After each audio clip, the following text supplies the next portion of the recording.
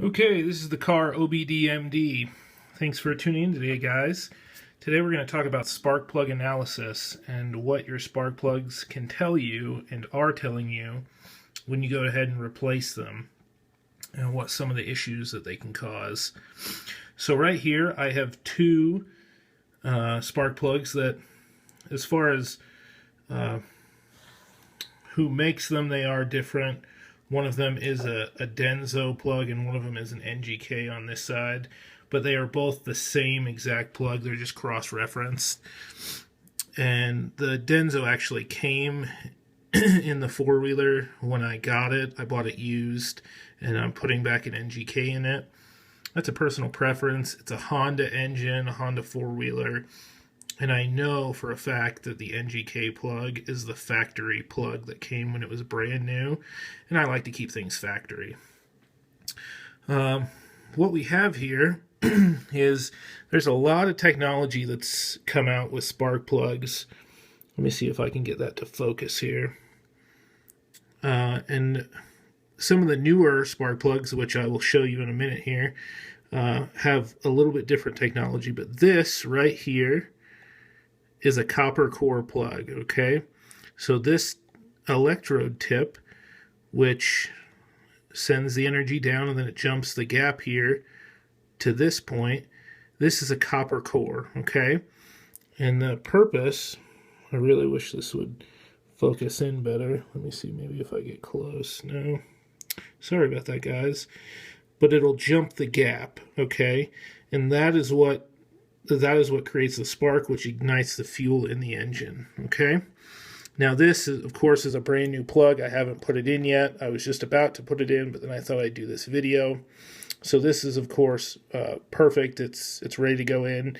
As far as the gap between the copper core and this electrode, you should compare it to what the manufacturer recommendations are. I've found that the majority of the time they are right for most circumstances. That being said, I would encourage you to always double check to make sure that they are. Okay. This is the one I just took out, and you can see it did look like that plug when it was brand new, but it has lots and lots of deposits on it. And I really wish I could get a better shot. Let me see. You can kind of see the deposits that are on it. Now, if this was in a vehicle, like one of the cars that I own, I might be concerned, okay?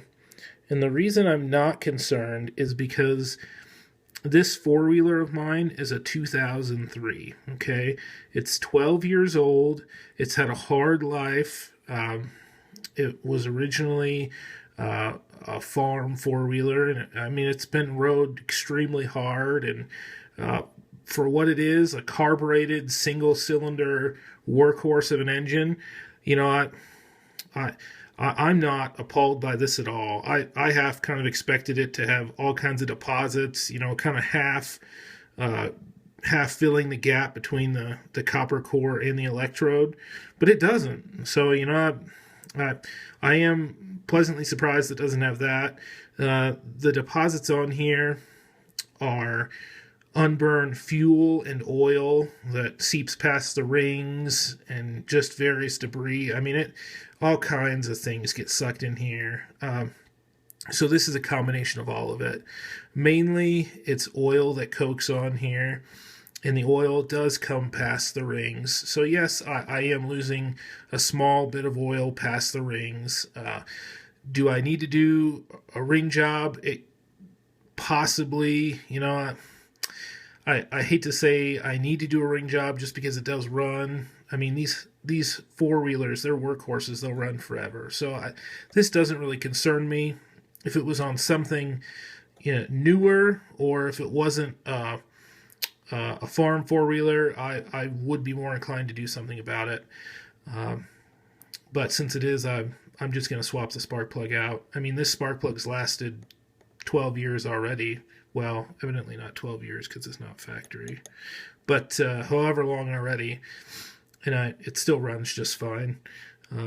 This actually also could be valve stem oil leak. It could be leaking from the top end of the head, but with four-wheelers that are road hard and whatnot, typically I see more oil seeping past the rings than I do down the valve guides. If they have head issues, they're typically entire valve issues and not just an oil leak. But suffice it to say, I'm not that inclined to do anything about this deposit you see on here, because like I said, it's a 12-year-old four-wheeler.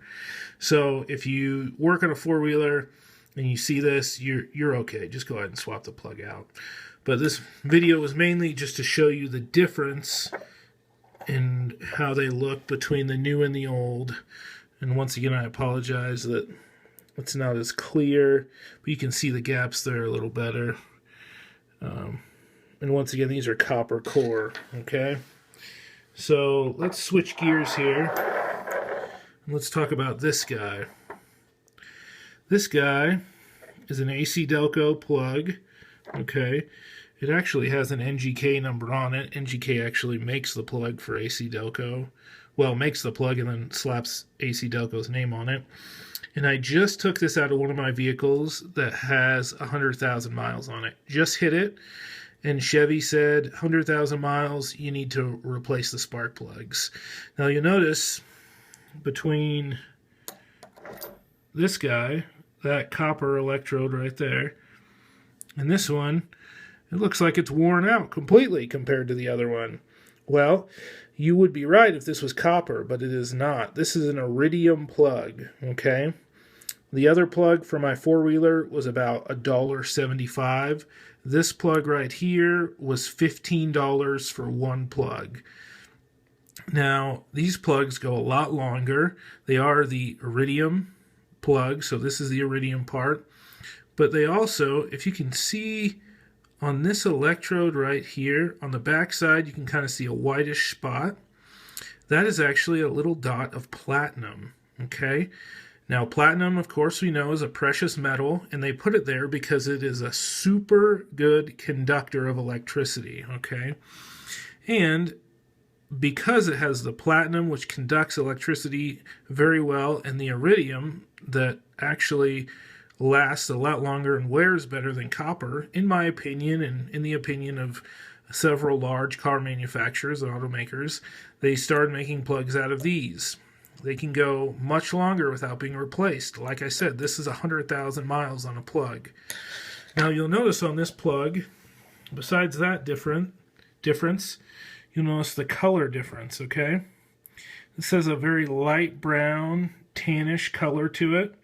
Really no deposits at all. You have a little soot right around the base, but that's normal. That's nothing to be concerned about. But the light brown tannish color that is surrounding the center electrode and that bottom electrode, that is perfect. That is exactly how you want your spark plugs to look when you pull them out of your car. Well, that's how you want them to look. If your car is not running well or has a mechanical issue, this will not be this color. If it's overheating, it could turn to a stark white and be, completely blanched. You can also see a greenish hue on here, or burned on coolant if you're leaking coolant. If you have an oil leak, it would look more like this guy over here. You would see those deposits on there. But even more, I've seen them where they've completely bridged this whole gap and the cylinder is dead because there's no more area for the spark to jump, okay? So this is exactly what you want to see. If you do spark plugs on your vehicle and all of them come out looking like this, your engine is in pretty good health. I would say excellent. But yeah, this is exactly how you want to see your spark plugs come out. So I just want to give you guys a heads up and show you how they should look and what colors they should have, because there's not too many videos out there that give you a good look at these. I'd love to show you what a new spark plug of this type look like. You can see the platinum a lot easier on it, the little dot on the end of the electrode. But I ordered them and they have not come into the local parts store. They should be here in a couple hours, so maybe I'll do another video at that time. But as far as this goes, this gives you a little heads up on what to look for when you do your spark plugs. So this is the car OBD MD. Thanks for watching.